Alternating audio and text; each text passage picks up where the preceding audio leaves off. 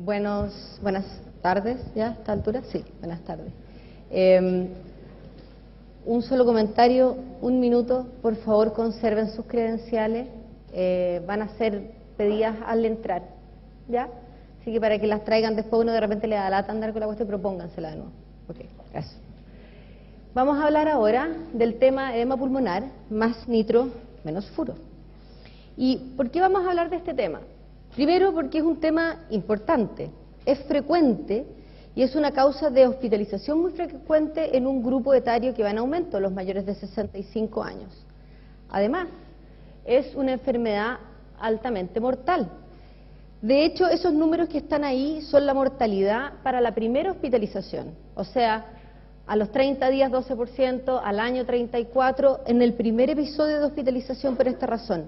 A medida que se rehospitalizan los pacientes, su número de mortalidad va aumentando.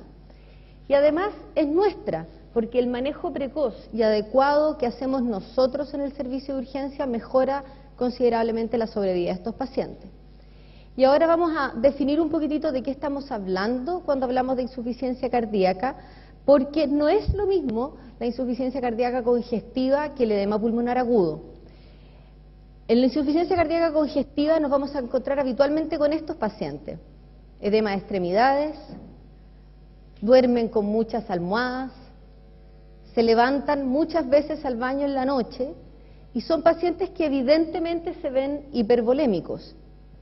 Estos pacientes en general, el perfil de su disminución de capacidad funcional es más bien gradual hasta el momento de la consulta. En cambio, los pacientes de los que vamos a hablar ahora se comportan distinto. El tiempo de progresión de su disnea habitualmente no existe o es leve hasta que tienen una caída súbita de su capacidad funcional y llegan en edema pulmonar al servicio de urgencia con un nivel de disnea extremo. El paciente, contrario a verse hipervolémico, si bien puede serlo, podría verse como este caballero, que va a estar sentado, fijando su cintura escapular para poder respirar mejor. Se va a notar que está pálido, mal perfundido, y sus signos vitales, idealmente, porque lo vamos a hablar para la terapia, van a ser esto: va a ser hipertenso, taquicárdico y con requerimientos de oxígeno. Además, el paciente va a estar agitado, y la razón por la que está agitado es porque se está ahogando. Estos pacientes, tratar, por ejemplo, de acostarlos es un error, porque la posición que estamos viendo del estar sentado es su posición salvavidas. ¿Por qué están agitados? Porque están así. Sus espacios alveolares, que debieran estar llenos de aire, están llenos de fluido. Y entonces a estas alturas nosotros tenemos un paciente que entra con disnea. ¿Qué hacemos? Y lo que vamos a hacer es fijarnos cómo está su vía aérea. Está avanzando solo. Vamos a ver cómo está la frecuencia respiratoria, cuál es su nivel de saturación de oxígeno, si tienen fiebre o no tienen fiebre. Vamos a ver si están usando musculatura accesoria, cosa que nos pueda estar hablando un poquito de agotamiento. Obviamente que vamos a mirar sus otros signos vitales, si está taquicárdico, cómo está su perfusión clínica y además cómo está la presión arterial. Y evaluar el nivel de conciencia, que nos va a hablar de qué tan bien le está llegando el oxígeno a su cerebro, ¿verdad? Pero además, al mismo tiempo, vamos a estar haciendo cosas. Vamos a poner oxígeno, vamos a poner vías venosas, les vamos a pedir a nuestro equipo de enfermería que por favor le tomen algunos tubos, quizás todavía no sabemos qué hacer con ellos. Vamos a tomar un electrocardiograma y vamos a pensar en este minuto si pedimos una radiografía portátil. Probablemente si no contamos con equipos portátiles vamos a tener que dejar para después la radiografía porque no son pacientes que en este minuto uno pueda sacar del servicio. Esto que les estoy presentando, nosotros nos referimos a ello como la evaluación primaria. Nosotros me refiero en la Católica y también en muchos lugares de medicina de urgencia. Y son intervenciones iniciales, son evaluaciones iniciales, digamos, esto es como un poquito el ABC, un ABC que puede ser más ampliado, y las intervenciones iniciales que son comunes para muchos tipos de pacientes. Esto no es lo que hay que hacer en un paciente con edema pulmonar, esto es lo que hay que hacer en un paciente con disnea, ¿de acuerdo? Entonces, después vamos a pensar, ¿y qué vamos a pensar? Podría tener un edema pulmonar, pero también puede tener otras cosas, puede tener un TEP, puede tener una descompensación de un EPOC o de un asma, puede tener un neumotórax, por ejemplo, puede tener cosas más raras como el distrés respiratorio del adulto o como una enfermedad neuromuscular o algo muy común como una neumonía. Entonces, con todas estas cosas en mente, vamos a empezar a buscar algunas pistas. Y pistas que no son patognomónicas de congestión, pero que juntas nos van a ir ayudando a guiar el diagnóstico, son la auscultación de crépitos o de derrame, encontrar un galope o un soplo nuevo, ver yugulares ingurgitadas y el edema de extremidades que no siempre va a estar presente, pero puede ser de ayuda. Vamos a buscar el electrocardiograma. Y el electrocardiograma, habitualmente, lo más frecuente es que tengan taquicardia sinusal. Pero también podemos encontrar algunas otras cosas que van a cambiar la conducta. Por ejemplo, si tenemos una taquicardia ventricular o un infarto con supra, vamos a ir guiando la terapia de ese paciente hacia otro lado. Además, podemos ver signos de hipertrofia ventricular izquierda, por ejemplo, que apoyen un poquito la idea de que el paciente tiene alguna cardiopatía crónica. Por lo tanto, el electrocardiograma no hay que olvidarlo porque primero es de muy bajo costo, está en todos lados, no le hace daño a nadie y puede cambiarnos el manejo, con solo mirar la tira. Tómenlo siempre, pero recuerden que además hay que tomarlo seriado, porque cambian el tiempo. Y les puedo contar muchas circunstancias en las cuales hemos tenido un electro inicial que se veía poco convincente y que a los 15 minutos tenemos un electro con supradesnivel establecido. Por lo tanto, es un gran error quedarse solo con el primero. Buscando más pistas, y yo no me voy a extender mucho en esto porque el doctor Belamconda nos va a hablar más, pero el ultrasonido es una herramienta que está entrando muy fuerte en la urgencia y más que como un examen complementario, como una forma de hacer el examen físico, porque nos permite ver cosas que están más allá y muy rápido y al lado de la cama del paciente. No es una ecocardiografía, ya no estamos compitiendo con lo que hace el cardiólogo, es una ecoscopía, si es que cambiar de nombre hace que sea más aceptable por nuestros amigos los cardiólogos, y lo que vamos a ver es si el corazón se contrae bien, de qué tamaño son las cámaras, por ejemplo, encontrar un ventrículo derecho más grande que uno izquierdo también nos va a orientar, ver el tamaño de la cava inferior que no es igual a la volemia, sino que puede ser orientador de la volemia tomando otros elementos en consideración. Y podemos ver signos de edema pulmonar, que se los voy a mostrar en la siguiente diapositiva. Y también la ecografía nos va a servir para hacer rule out de algunas cosas. El derrame pericárdico y los signos de tamponamiento son visibles y el neumotórax también. Dos cosas que nos van a cambiar rápidamente el manejo de un paciente con disnea. Bueno, Comet Tails. Arriba dice Comet Tails, que son como colas de cometa, o líneas B son equivalentes en cierta forma al síndrome intersticial, que no es exclusivo del edema pulmonar. Obviamente no es que uno haga una sola cosa aquí y el diagnóstico esté hecho, vamos a ir juntando elementos.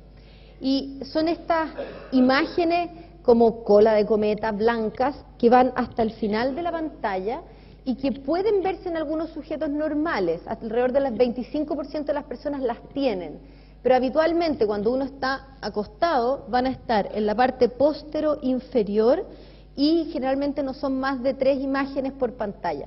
Si estoy diciendo algo que no sea cierto, el doctor Belamconda me puede corregir después. Pero más o menos eso es lo que vamos a buscar para apoyar la idea de que el paciente tiene un síndrome intersticial. Además, la otra cosa es que si nosotros logramos aliviar la disnea del paciente con vasodilatadores, que es el tema de la clase, así que lo vamos a hablar después, estas líneas tienden a desaparecer. Por lo tanto, uno lo puede hacer también para guiar la respuesta a la terapia. Y buscando más pistas, podemos pedir la radiografía de tórax. Y aquí, bueno, esto lo saben todos ustedes, digamos, corazón grande, flujo redistribuido, eventualmente derrame, y además podemos ver otras cosas, podemos ver una neumonía, podemos ver neumotórax, podemos ver signos de enfermedad pulmonar obstructiva crónica. Ahora, hay varios estudios que han salido últimamente hablando de la mala sensibilidad de la radiografía. Hay cosas que la radiografía no ve y no porque no estén. Y recuerden que va a llegar después. Por más rápido que sea el portátil, no vamos a estar sentados esperando a que llegue la radiografía. Por lo tanto, vamos a tener que empezar a actuar un poco en base al resto de las cosas que les mencioné antes y tomar decisiones y lanzarnos a hacer algo. Entonces, yo pienso que el paciente tiene un edema pulmonar. ¿Qué hago con eso? Y aquí vamos a hacer una revisión súper mínima de cómo funciona la fisiopatología del edema pulmonar. Nosotros en una situación de sana, las venas llevan su retorno venoso al pulmón, que tiene en parte agua, en parte aire, y eso va al corazón y el corazón lo reparte para todos lados. Bien simple. Lo que pasa en el edema pulmonar es que el corazón, por alguna razón, empieza a hacer mal la pega. Por lo tanto, si ustedes lo comparan con la flechita de flujo anterior, se empieza a acumular evidentemente el sistema para atrás y se acumula en el pulmón. El pulmón se llena de agua y, como lo vimos delante, queda así. Aumenta la presión dentro de los capilares. Ven que los glóbulos rojos están todos achoclonados, entonces la presión hidrostática supera a la del intersticio y el agua sale hacia afuera. ¿Por qué el corazón empieza a funcionar mal? Hay varias causas, no voy a entrar en todas esas causas hoy día, pero las más frecuentes probablemente van a ser infarto, arritmias, inflamación del tejido miocárdico o de las válvulas, disfunciones valvulares agudas y disección de la aorta, pero muchas veces va a ser solamente hipertensión y que el paciente le subió tanto la presión arterial y está tan alta la resistencia periférica que el corazón ya no se la puede. Entonces, ¿qué pasa con esto? El pulmón está lleno de agua, entonces uno tiene hipoxia. Y la hipoxia gatilla la activación del sistema adrenérgico, lo que aumenta la resistencia vascular sistémica y eso dificulta aún más el vaciamiento del miocardio, por lo tanto, empeora las cosas por ese lado. Y por otro lado, esa flechita roja picante que está llevando mal flujo a los órganos, entre otros, se lo lleva mal al riñón. Y cuando el riñón recibe poco flujo, activa su sistema de renina-angiotensina y eso va a llevar a vasoconstricción y a retención de sodio y agua. Si ustedes miran esto, todo va para peor. O sea, si uno no interviene, es muy probable que el paciente se muera. Y este tema del flujo renal, quiero que lo recuerden porque va a ser mi caballo de batalla para la primera parte del título de la clase. No, en realidad para la segunda. Menos furo. ¿Cómo funciona la furo? La furosemia actúa en el asa, ¿verdad?, favoreciendo la excreción de sodio, de agua y de los otros electrolitos, fundamentalmente el potasio, que es el más que nos preocupa cuando un paciente está tomando furosemia.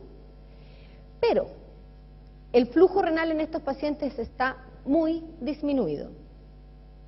Es conocido esto por estudios de laboratorio, que la furosemia por sí sola puede estimular el eje renina-angiotensina, o sea, lo mismo que pasaba por el riñón hipoperfundido. Por lo tanto, aumenta la resistencia vascular sistémica y la presión arterial durante la primera hora de acción. Y eso, por lo tanto, durante el primer periodo va a disminuir el gasto cardíaco. O sea, estamos remando para el otro lado.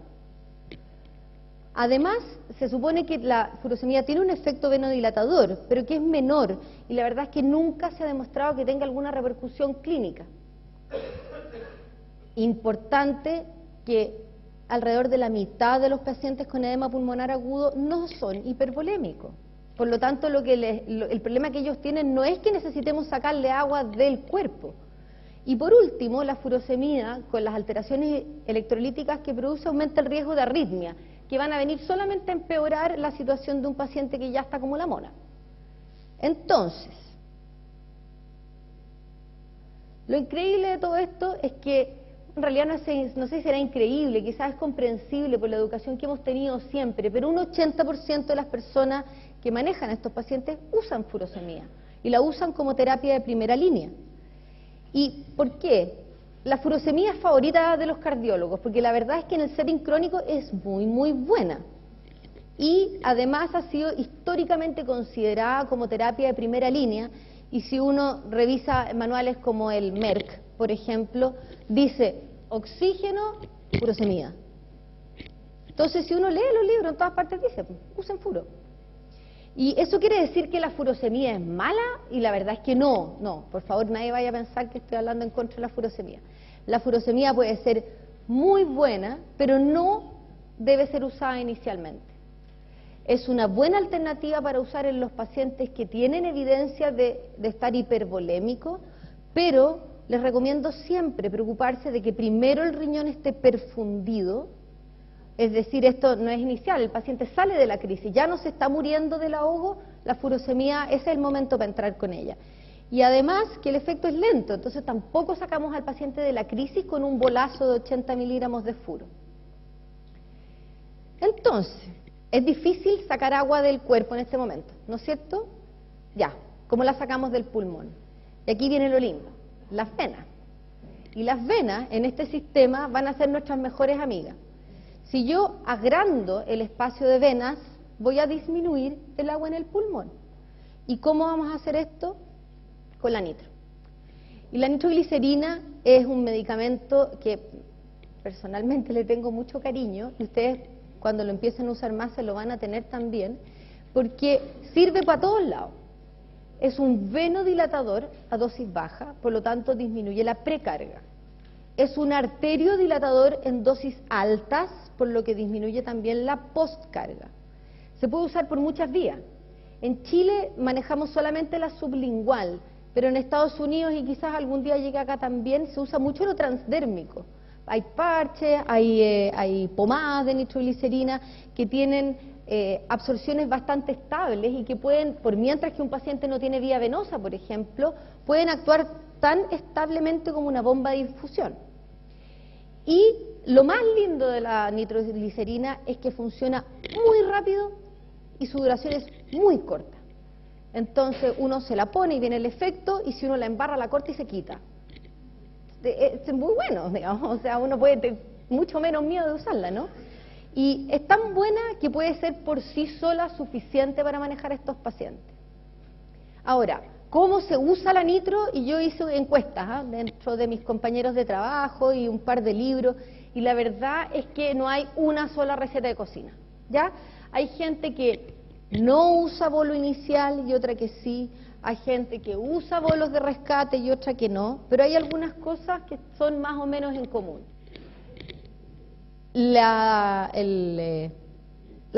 El flujo inicial en general anda alrededor de los 15, eso es lo que recomiendan, partir con 15 ml/hora, que es equivalente a 50 gamas. Si ustedes lo piensan, no sé qué les pasará a ustedes, pero en general a mí me ha tocado que se parte con mucho menos, 3 cc/hora, 6 cc/hora, es pocaso, es súper poco, para un paciente que está realmente hipertenso. Esto es recomendación de libro, 80 gamas minuto, 24 ml/hora. Hay que tener huevos para partir así, pero es una recomendación. Ahora, eso. Todos estuvieron de acuerdo en que iban subiendo de a 5 ml. Yo tengo mala memoria, así que trato como de elegir algunas cosas para acordarme, porque, o sea, todo esto no jamás. Pero de a 5 ml/hora podría ser suficiente. Y lo otro en que están todos de acuerdo es en que reevalúan a los pacientes cada 2 o 3 minutos. Obviamente que porque funciona muy rápido y porque baja muy rápido. Pero aquí esto me parece muy importante recordarlo y dejarlo bien claro. Si uno reevalúa cada 2 o 3 minutos, no puede salir del box. Este paciente no lo pueden dejar. De hecho, pídanle a la enfermera que les enseñe a usar la bomba de infusión y háganlo ustedes. Porque va a depender mucho de lo que ustedes estén viendo, qué es lo que van a hacer con los pacientes. Y puede ser que un paciente se merezca, porque no está pasando nada, un bolo de rescate de 1000 gamas, 5 ml, para tratar de cortar la disnea por la que está pasando. Ok, ¿y hasta cuándo usamos la nitro? Y la verdad es que, bueno, la primera cosa es hasta que se le quite la disnea, ¿no? Si el paciente ya se siente mejor y en general responden bastante rápido, uno puede ir viendo ahí con qué dosis lo deja, qué dosis de infusión lo deja más o menos estable. Lo otro es que no tenemos que pasar para abajo de una PAM de 65, o sea, no hay que hipotensar al paciente. Y la verdad es que hay recomendaciones de que no pasemos infusiones de 60 ml hora porque la verdad es que a esa altura uno debería aceptar que como que no está funcionando la nitro nomás, ¿ya? Y con respecto al Viagra, ojo, los pacientes que están usando Viagra, el efecto vasodilatador se potencia y por lo tanto son pacientes que se pueden choquear fácil. Ahora, ¿cuáles son los problemas con la nitro? Y son dos. El paciente que ingresa hipotenso y el paciente que se hipotensa con el manejo. Y el paciente que llega hipotenso es un paciente que va a estar en shock cardiogénico y estos pacientes habitualmente van a requerir ayuda, van a estar intubados, vamos a buscarle cama en la UCI y los vamos a ayudar con inótropos. Ahora, el problema es que los inótropos son catecolamina y por lo tanto aumentan la demanda de oxígeno por el miocardio y aumentan el riesgo de arritmias. O sea, vamos a tratar de usarlos poco, cuando no nos quede otra. ¿Y qué pasa con los que se hipotensan? Pues partí con la furo, se me va la presión al suelo, lo primero es cortar la infusión, apaguen la máquina, desenchúfenla, fin. Porque en 2-3 minutos el paciente debiera tener el efecto de la furo afuera. Y lo segundo es pensar, ¿por qué se hipotensó? Y en la mayoría de los casos la explicación va a ser patologías que son precarga dependiente. Y aquí les puse algunos ejemplos, probablemente los más importantes, que son la sepsis, el infarto ventrículo derecho, la estenosis aórtica y los tamponamientos. Así que ese es el momento de repensar que quizás deberíamos orientar el manejo para otro lado. Y dos palabras de tres cosas para terminar. Los inhibidores de la ECA tienen un efecto vasodilatador y en teoría mejoran la relajación del ventrículo izquierdo. Interfieren, como su nombre lo dice, con el eje renina-angiotensina, que es uno de los malos de la película.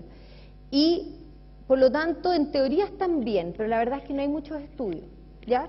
O sea, no hay números sólidos para avalar el uso, pero como en teoría está bien, y tampoco se ha demostrado que le hagan mal a nadie, si la respuesta a la nitro inicial es parcial o no es muy buena, sería recomendable partir con dosis bajitas de captopril, por ejemplo, que se puede usar en forma sublingual e ir viendo de a poco cómo reacciona el paciente. Tienen vía media más larga, así que eso los hace más difíciles de titular.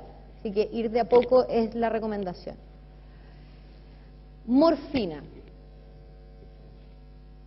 El uso de la morfina en el edema pulmonar agudo es súper amplio.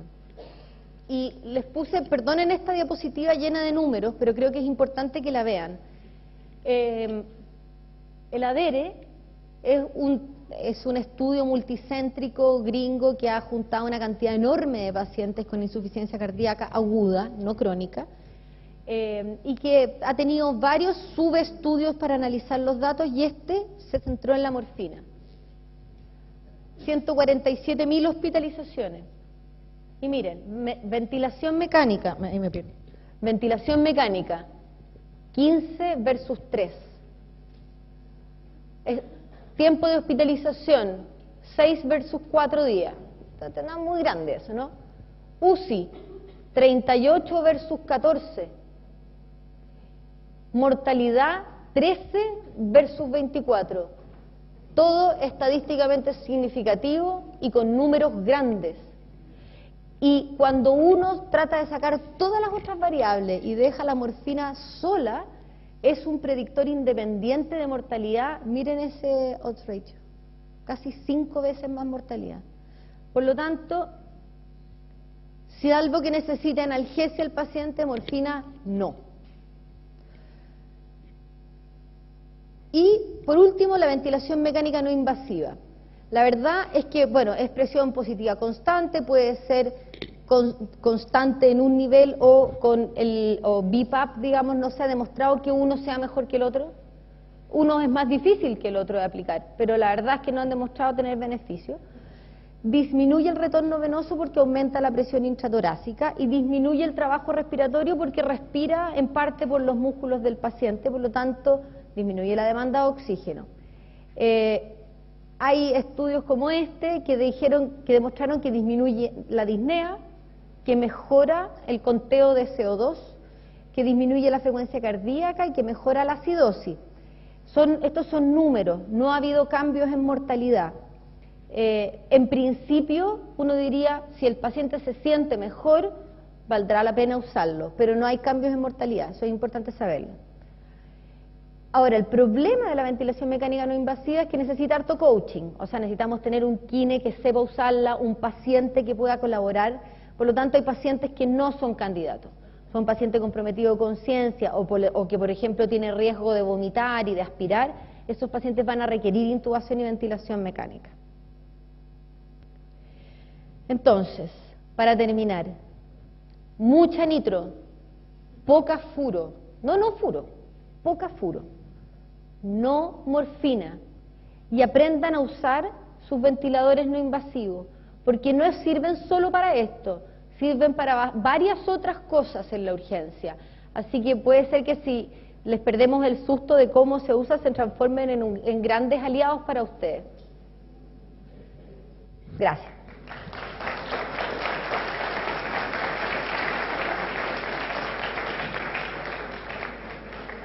Gracias, doctora Velasco. Vamos a hacer algunas consultas. En caso de que hubiera algún cardiólogo en el público, le agregué eso para tratar de interpretar sus sentimientos. ¿No hay cardiólogo? Ya, lo sacamos. Doctora Velasco, una pregunta que surge es, ¿cuál es la utilidad del PRO-BNP en la evaluación de un paciente con disnea aguda en el servicio de urgencia? Bueno, no lo puse en la presentación. El tema del BNP es un tema, me imagino que a ustedes les pasa un poco lo que nos pasa a nosotros, que de repente el cardiólogo nos pregunta que por qué no se lo pedimos, y si el paciente tiene disnea, ¿para dónde va a ir? Y esperemos el BNP. La verdad es que hay un montón de estudios del BNP, pero un montón. Y si uno los revisa, todos ellos dicen lo útil que es, pero lo útil que es en los extremos. Los pacientes que tienen muy poco y los pacientes que tienen mucho. Y habitualmente esos pacientes son bien evidentes para nosotros. Nuestro problema es el paciente del medio. Entonces uno dice, ya, veamos cuál es el punto de corte. Bueno, todos los estudios tienen puntos de corte distintos. Entonces, la verdad es que en nuestro setting, esta es mi opinión personal, en nuestro setting no sirve. Pero eso no quiere decir que no haya que tomarlo. Además que acuérdense que se demora como 1 hora llegar al resultado más, ¿no es cierto? Pero no, lo que quiero decir no es que no sirva, porque puede ser que el BNP sea útil para el seguimiento del paciente durante la hospitalización. Puede ser que para el equipo de intensivo o para los cardiólogos sea de mucha utilidad. Por lo tanto, no me parece mal tomarlo, pero yo no lo espero para decidir qué hacer. Eso. Otra pregunta. Doctora Velasco, si llega un paciente que tiene antecedentes de insuficiencia cardíaca y que además tiene EPOC, que es bastante frecuente, y el paciente sibila, y uno piensa además que puede estar en un edema pulmonar agudo, ¿es recomendable nebulizar a ese paciente junto con las otras medidas? Mira, yo creo que ahí tenemos dos problemas. Uno es que si el paciente está obstruido realmente y no lo nebulizamos, nos vamos a quedar parados en una de la línea del tratamiento. No es raro que el edema pulmonar sibile, o sea, hay agua en la vía aérea y eso suena con otro tono, ¿ya? O sea, no porque haya sibilancia el paciente está obstruido. Pero la pregunta es, ¿le voy a hacer mal al paciente si lo nebulizo y lo que tiene en realidad es una insuficiencia cardíaca? Y el tema, esa pregunta no está respuesta. Leí un par de trabajos que decían que en el paciente congestivo estable, el uso de broncodilatadores podía incluso mejorar su pronóstico, pero no hay estudios de paciente en la crisis vital que es el edema pulmonar. Yo creo que si el paciente tiene antecedentes de enfermedad pulmonar obstructiva, uno debiera nebulizarlo. Pero si el paciente no tiene antecedentes y ustedes escuchan sibilancia, pónganle nitro. Y ahí ven, si es rápido. Y la última pregunta, ¿cuál es su opinión acerca de la ansiolisis y su efecto en la disminución de la postcarga? Bueno, eso es una de las cosas que se decía que la morfina podía ser buena por el efecto ansiolítico. Ahora, hay muchas cosas malas demostradas de la morfina, por lo que la verdad es que para la ansiolisis no. Y hay un problema, los pacientes están ansiosos porque se están muriendo. No estoy diciendo que sea mala idea darle un Rabotril sublingual, en una de esas le hace bien, pero es como ponerle un parche curita para mi gusto. Eso.